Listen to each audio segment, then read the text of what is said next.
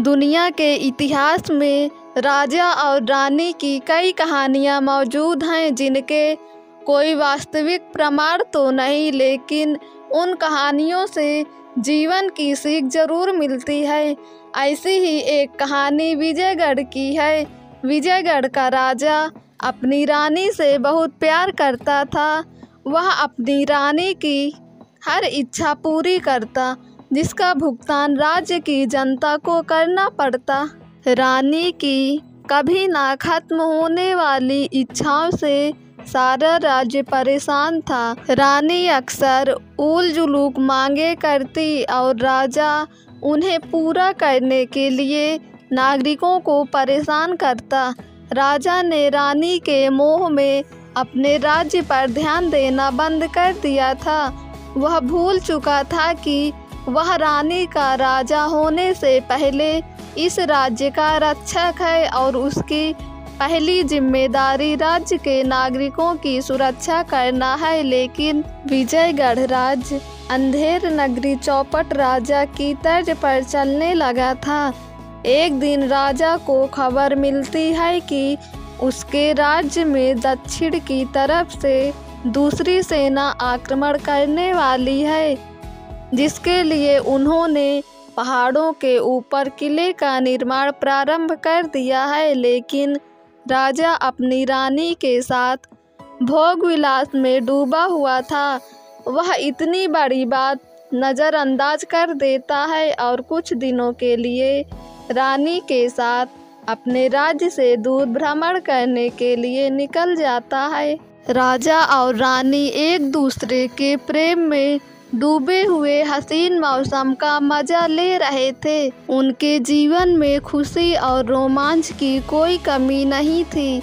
कई दिनों की बाहरी यात्रा के बाद जैसे ही राजा अपनी रानी के साथ विजयगढ़ राज्य में दाखिल होता है, उसके पैरों तले जमीन खिसक जाती है, क्योंकि राज्य की सत्ता बदल चुकी थी। अब विजयगढ़ के सैनिकों ने राजा के आदेश का पालन करना बंद कर दिया था और उसकी जगह दक्षिण से नया राजा आ चुका था। राजा अपने पुराने सलाहकारों के पास गुप्त रास्ते से पहुंचता है। वहां जाकर वह अपने राज्य के पुरोहित से सत्ता परिवर्तन का कारण जानना चाहता है। राज्य के पुरोहित राजा को बताते हैं कि आपकी जनता आपसे बहुत परेशान थी, जिसके लिए मंत्रियों ने कई बार आपको चिताया था, लेकिन आप महारानी के साथ निजी वार्ता में लिप्त थे।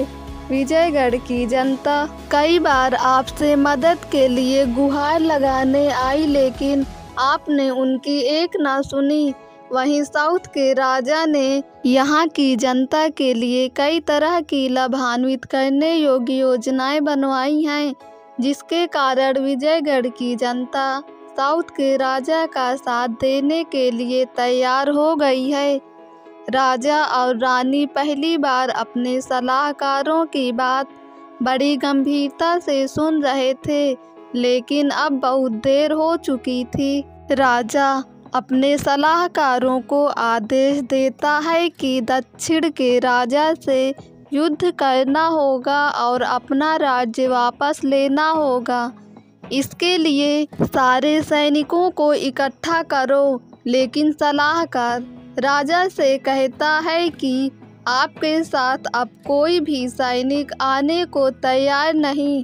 सैनिकों का कहना है कि आपने कभी भी उन्हें अपना माना ही नहीं।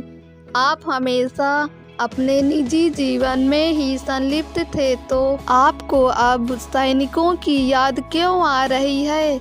अब सैनिकों ने साउथ के राजा का साथ देने का फैसला कर लिया है और आगे भी उसी के आदेश के अनुसार काम करेंगे।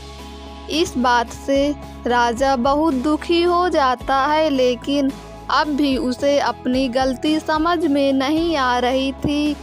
राजा अपने राज्य की सेना को ही आरोप लगा रहा था कि उसके सैनिकों ने उसे धोखा दिया है। वह गुस्सा दिखाते हुए रानी को लेकर जंगल की तरफ एक गुप्त स्थान में चला जाता है। राजा टूट चुका था। अब उसके पास ना कोई सेना थी और ना ही सेना बनाने का सामर्थ्य। राजा अपनी किस्मत को कोसते हुए वहीं सो जाता है और कुछ घंटों के बाद जैसे ही उसकी नींद खुलती है, रानी वहां से जा चुकी होती है। राजा रानी को ढूंढने की बहुत कोशिश करता है, लेकिन रानी का कुछ पता नहीं चलता।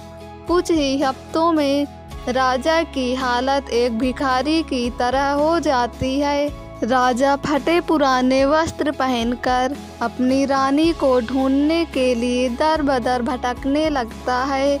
राजा के पास जीने का एक ही सहारा रानी के रूप में बचा था, लेकिन अब उसने भी उसका साथ छोड़ दिया था। एक दिन तंग आकर राजा अपनी जान देने के लिए नदी में छलांग लगा देता है, लेकिन उसकी किस्मत इस बार भी उसका साथ नहीं देती। उसी वक्त कुछ सैनिक रानी की पालकी लेकर निकल रहे होते हैं और वह पानी में डूबते हुए आदमी को देख उसे बचा लेते हैं। राजा की जान बच जाती है, लेकिन वह इस बात से खुश नहीं था। राजा अपनी जिंदगी से हताश जमीन पर लेटा हुआ था।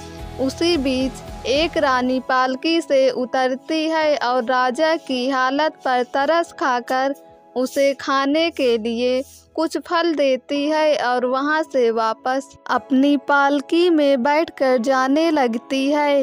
रानी को देखते ही राजा जमीन में हाथ पटक पटक कर रोने लगता है, क्योंकि यह रानी कोई और नहीं बल्कि इसकी पत्नी थी, जिसने दक्षिण के राजा से विवाह कर लिया था और फिर से विजयगढ़ की रानी बन गई थी। राजा अपना सब कुछ हार चुका था। उसकी भोग विलास की आदत ने उससे उसका सब कुछ छीन लिया था।